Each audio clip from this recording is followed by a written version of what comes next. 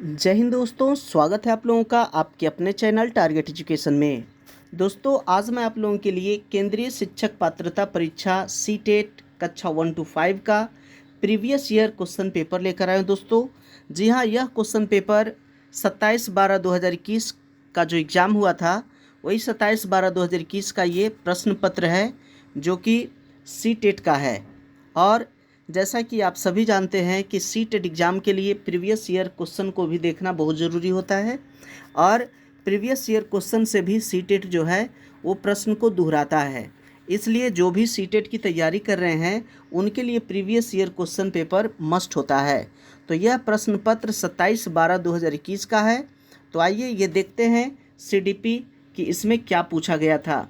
तो दोस्तों, अगर आप मेरे चैनल पे नए हैं तो चैनल को सब्सक्राइब कर ले, बेल आइकन जरूर दबाइए ताकि इसी प्रकार की महत्वपूर्ण वीडियो की नोटिफिकेशन आप लोगों तक आसानी से पहुंच सके। तो देखिए आज का पहला प्रश्न, बच्चों के संदर्भ में विकास के अंतर्गत खाली स्थान आते हैं। जी हाँ, यह प्रश्न पत्र 27/12/2021 का है। जी हाँ, 27/12/2021 में यही प्रश्न पूछा गया था कि बच्चों के संदर्भ में विकास के अंतर्गत खाली स्थान आते हैं। तो क्या आते हैं? इसका सही आंसर होगा ऑप्शन सी, गुणात्मक एवं मात्रात्मक परिवर्तन दोनों। जी हाँ, गुणात्मक एवं मात्रात्मक परिवर्तन दोनों आता है बच्चों के विकास के संदर्भ में। नेक्स्ट है सेकंड नंबर का प्रश्न है कि निम्नलिखित में से कौन सा एक विकल्प सूक्ष्म ज्ञात्मक कौशल का उदाहरण है। जी हाँ, सूक्ष्म ज्ञात्मक कौशल का गत्यात्मक कौशल का उदाहरण कौन सा है?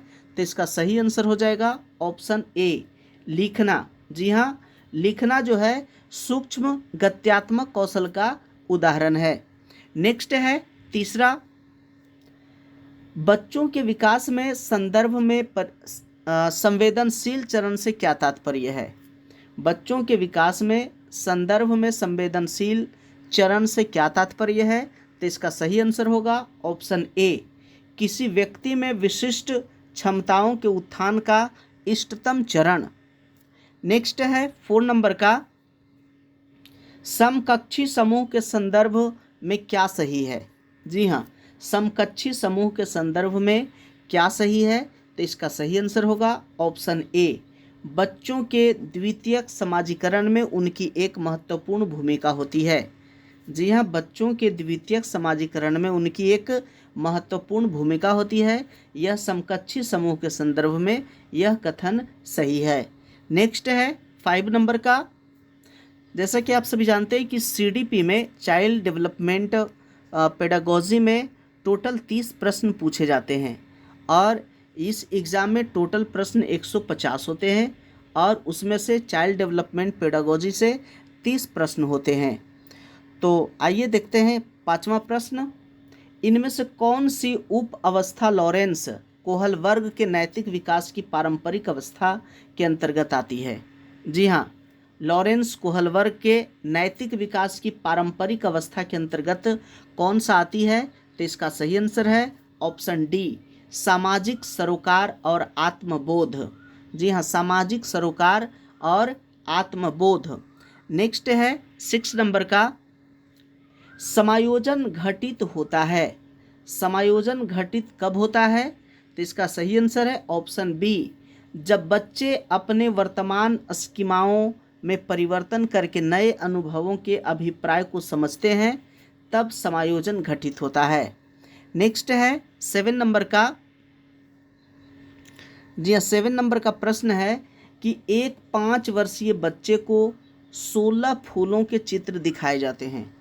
5 वर्षीय बच्चा है, उसे 16 फूलों के चित्र दिखाए जाते हैं जिनमें से 4 लाल और 12 नीले रंग के होते हैं।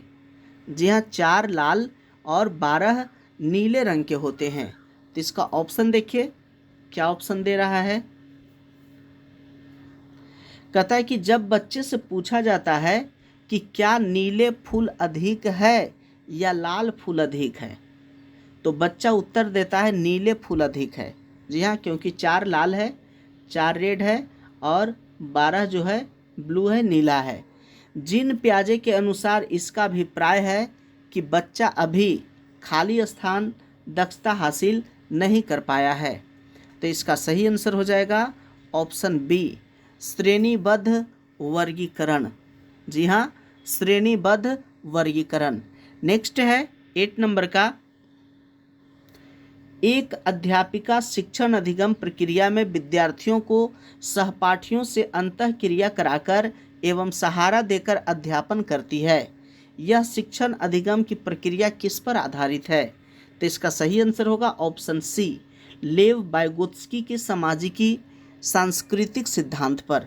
जी हाँ, लेव वाइगोत्स्की के सामाजिक सांस्कृतिक सिद्धांत पर यह अभिक्रिया जो है यह अध्यापन आधारित है।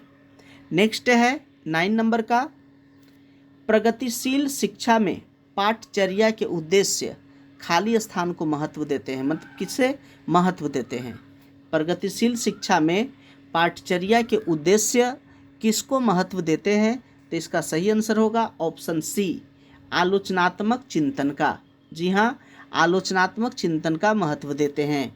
नेक्स्ट है 10 नंबर का, हावर्ड गार्डनर के बहुबुद्धि सिद्धांत के अनुसार इनमें से कौन सी बुद्धि जटिल आंतरिक भावनाओं को पहचानने और उनका प्रयोग करके अपने आचरण को दिशा देने की योग्यता से संबंधित है? तो इसका सही आंसर होगा ऑप्शन बी, अंतःवैयक्तिक बुद्धि।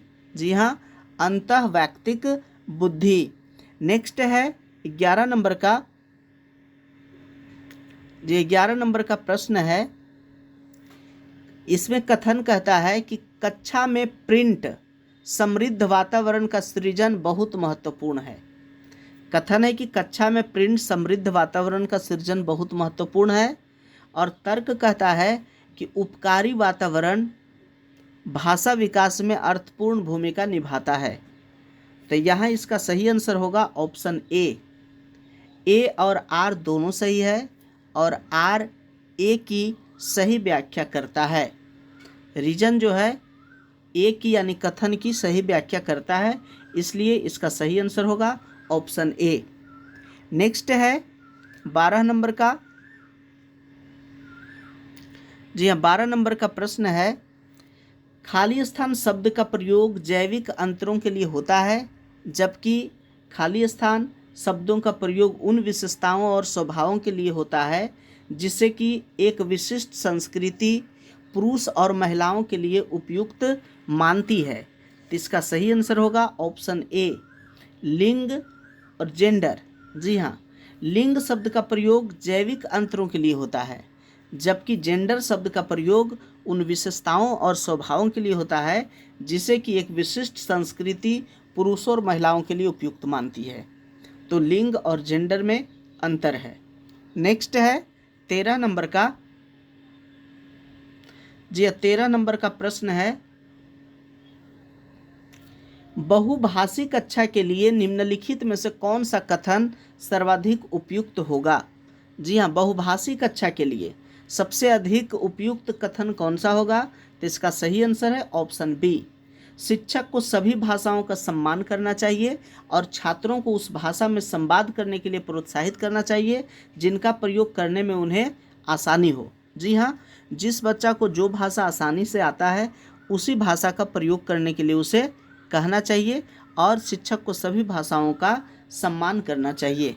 नेक्स्ट है 14 नंबर का, निम्न में से कौन सा कथन मूल्यांकन हेतु मानकीकृत परीक्षणों के संदर्भ में सही है? जी हाँ, कौन सा कथन मूल्यांकन हेतु मानकीकृत परीक्षणों के संदर्भ में सही है?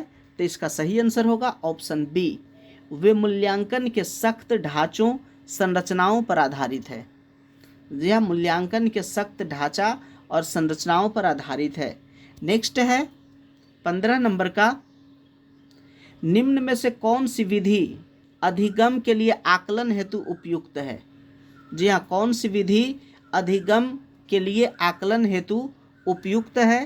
तो इसका सही आंसर होगा ऑप्शन बी, बच्चों के संप्रत्यय बुद्धि का नियमित प्रलेखीकरण।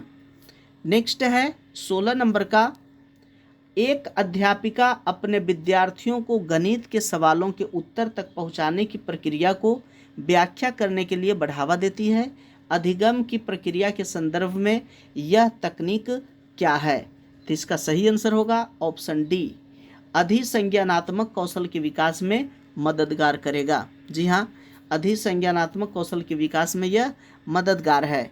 नेक्स्ट है 17 नंबर का, समावेशी शिक्षा किन विद्यार्थियों के लिए अधिगम के उपयुक्त स्तर मान रखती है? जी हाँ, समावेशी शिक्षा किन विद्यार्थियों के लिए अधिगम के उपयुक्त स्तर मान रखती है? तो इसका सही आंसर होगा ऑप्शन डी, 1, 2, 3 तथा 4 यानी कि सभी सृजनात्मक, स्वलीन, अधिगम विकार और मानसिक रूप से चुनौतीपूर्ण। नेक्स्ट है 18 नंबर का। दोस्तों जो आप ये सेट देख रहे हैं वो प्रीवियस ईयर का सेट है और यह 27 दिसंबर यानी 27/12/2021 के एग्ज़ाम में यही सब प्रश्न पूछा गया था। जी हाँ, तो ये 18 नंबर का प्रश्न है कि एक ऐसी दशा जिसमें कोई बच्चा पढ़ते समय कुछ अक्षरों और शब्दों को हटा देता है या प्रतिस्थापित करता है या फिर उल्टा कर देता है, यह क्या कहलाती है? तो इसका सही आंसर होगा ऑप्शन ए, वाचन वैकल्य। जी हाँ, यह वाचन वैकल्य कहलाता है। नेक्स्ट है 19 नंबर का। जी 19 नंबर का प्रश्न है, बिंदु अपने आप से परियोजनाओं पर कार्य करने के लिए बहुत उत्साहित रहती है। वह मौलिक एवं अभिसारी समाधानों को खोज कर लेती है। ये गुण किसकी ओर संकेत करते हैं? तो इसका सही आंसर है ऑप्शन बी, सृजनात्मकता की ओर। जी हाँ, सृजनात्मकता से अवश्य ही क्वेश्चन होता है। जब बच्चे कुछ नया चीज़ के लिए उत्साहित होता है, कुछ नया चीज़ करता है, तो उसी को सृजनात्मक गुण कहते हैं। नेक्स्ट है 20 नंबर का, आंशिक दृष्टि वाले, जी हाँ, आंतरिक दृष्टि वाले विद्यार्थियों के लिए निम्न में से कौन सी सामग्री उपयुक्त है? तो इसका सही आंसर होगा ऑप्शन बी, 1, 2 और 4 यानी कि बड़े प्रिंट में छपी पुस्तकें, त्रिआयामी मानचित्र और चार्ट, और चौथा है सॉफ्टवेयर जो कि मूल पाठ के वाक में परिवर्तित करते हैं, और ये तीसरा जो है यह उपयुक्त नहीं है, छोटे प्रिंट वाले कार्यपत्रक, ये आवश्यक नहीं है आंशिक दृष्टि वाले विद्यार्थियों के लिए। क्योंकि जब बच्चे आंशिक दृष्टि वाले विद्यार्थी है यानी कि उनको देखने में जब प्रॉब्लम है तो छोटा प्रिंट वाला वो देख नहीं पाएगा, इसलिए उसे बड़े प्रिंट वाले छपी पुस्तकें चाहिए। तो पहला, दूसरा और चौथा ये ऑप्शन सही है। नेक्स्ट है 21 नंबर का, कक्षा में बच्चों के अधिगम को सहयोग देने के लिए निम्न में से कौन सी योजना प्रभावशाली नहीं है? जी हाँ, कौन सा योजना प्रभावशाली नहीं है? तो इसका सही आंसर होगा ऑप्शन सी, बच्चों को प्रश्न के उत्तर की निष्क्रिय नकल उतारने के लिए कहना। जी हाँ, यह सही नहीं है, इसलिए इसका सही आंसर है ऑप्शन सी। नेक्स्ट है 22 नंबर का, निम्न में से कौन सा सवाल प्रक्रियात्मक ज्ञान से संबंधित है? जी हाँ, कौन सा सवाल प्रक्रियात्मक ज्ञान से संबंधित है? तो इसका सही आंसर होगा ऑप्शन सी, 3 अंकों वाली संख्याओं को जोड़ने का तरीका क्या है? 3 अंकों वाली संख्याओं को जोड़ने का तरीका क्या है? यह सवाल जो है प्रक्रियात्मक ज्ञान से संबंधित है। नेक्स्ट है 23 नंबर का, राष्ट्रीय शिक्षा नीति 2020 प्रस्तावित करती है कि शिक्षा कैसी होनी चाहिए? जी हाँ, शिक्षा होनी चाहिए, तो कैसी होनी चाहिए? इसका सही आंसर है ऑप्शन बी, अन्वेषण प्रेरित खोज उन्मुखी। जी हाँ, अन्वेषण से प्रेरित और खोज उन्मुखी होना चाहिए। जी हाँ, 2020 प्रस्तावित करती है कि शिक्षा खोज उन्मुखी होना चाहिए। नेक्स्ट है 24 नंबर का, निम्न में से कौन सा कथन सार्थक अधिगम की श्रेष्ठ परिभाषा देता है? सार्थक अधिगम की श्रेष्ठ परिभाषा कौन सा कथन देता है? तो इसका सही आंसर है ऑप्शन बी, अधिगम एक सक्रिय प्रक्रिया है जो बच्चों द्वारा विद्यालय के बाहर ली गई जानकारी को सम्मिलित करता है। नेक्स्ट है 25 नंबर का, समस्या समाधान के संदर्भ में किसी समस्या को एक ही तरीके से प्रस्तुत करने पर अटक जाना क्या कहलाता है? जी हाँ, समस्या समाधान के संदर्भ में किसी समस्या को एक ही तरीके से प्रस्तुत करने पर अटक जाना क्या कहलाता है? तो इसका सही आंसर होगा ऑप्शन बी अनुक्रिया समुच्चय। जी हाँ, अनुक्रिया समुच्चय। नेक्स्ट है 26 नंबर का। जी हाँ दोस्तों, ये जो प्रश्न है यह 27 दिसंबर 2021 का जो प्रश्न हुआ था सीटेट एग्जाम, उसी में यह प्रश्न पूछा गया था, ये टोटल प्रश्न। तो यहाँ देखते हैं 26 नंबर का प्रश्न। एक कक्षा में विद्यार्थी छोटे छोटे समूहों में एक नियत कार्य पर लगे हुए हैं और प्रत्येक समूह का एक सहायक है। जी हाँ, एक कक्षा में विद्यार्थी छोटे छोटे समूह में बटा हुआ है और कार्य में लगा हुआ है और प्रत्येक समूह का एक सहायक है। किस उपागम का कक्षा में उपयोग हो रहा है? तो इसका सही आंसर होगा ऑप्शन बी संरचनावादी। जी हाँ, संरचनावादी उपागम का उपयोग हो रहा है। नेक्स्ट है 27 नंबर का। समस्या के समाधान की वह प्रणाली जिसमें लक्ष्य से आरंभ करके क्रमशः पीछे की तरफ चलकर हल तक पहुंच जाता है, क्या कहलाता है? तो इसका सही आंसर होगा ऑप्शन बी पश्चगामी कार्यकारी युक्ति। नेक्स्ट है 28 नंबर का। जब बच्चे गलतियां करते हैं तो क्या करना चाहिए? जब बच्चे गलतियां करते हैं तो उन्हें क्या करना चाहिए? तो इसका सही आंसर है ऑप्शन डी शिक्षक को बच्चे की सोचने समझने की प्रक्रिया को समझने के लिए उसके साथ चर्चा करनी चाहिए। नेक्स्ट है 29 नंबर का। एक शिक्षक अपने छात्र को सीखने के लिए आंतरिक रूप से प्रेरित बने रहने के लिए कैसे प्रोत्साहित कर सकता है? जी हाँ, एक शिक्षक अपने छात्र को सीखने के लिए आंतरिक रूप से अंदर से प्रेरित बने रहने के लिए कैसे प्रोत्साहित कर सकते हैं? तो इसका सही आंसर होगा ऑप्शन सी व्यक्तिगत नैपुण्य लक्ष्यों को निर्धारित करने में उनको सहयोग देकर, कि उनका लक्ष्य क्या है, उनका व्यक्तिगत लक्ष्य क्या है, उसमें उसको सहयोग दे करके। नेक्स्ट है, और ये आज का सीडीपी का ये अंतिम प्रश्न है 30 नंबर का, कि किसी विद्यार्थी की योजना बनाने, जांचने, मूल्यांकन करने और अपने ही अधिगम में परिवर्तन करने की क्षमता क्या कहलाती है? तो दोस्तों इसका सही आंसर होगा ऑप्शन डी अधिसंज्ञान। जी हाँ, उसे अधिसंज्ञान कहते हैं। तो दोस्तों ये था आज का पूरे 30 प्रश्न सीडीपी का, जो कि 27 दिसंबर 2021 को, जी हाँ 27/12/2021 के एग्ज़ाम में पूछा गया था। तो आशा करते हैं कि ये वीडियो आप लोगों को अच्छा लगा होगा। यदि अच्छा लगा तो लाइक कीजिए, अपने दोस्तों के साथ शेयर कीजिए और प्यारा सा कमेंट ज़रूर कीजिए।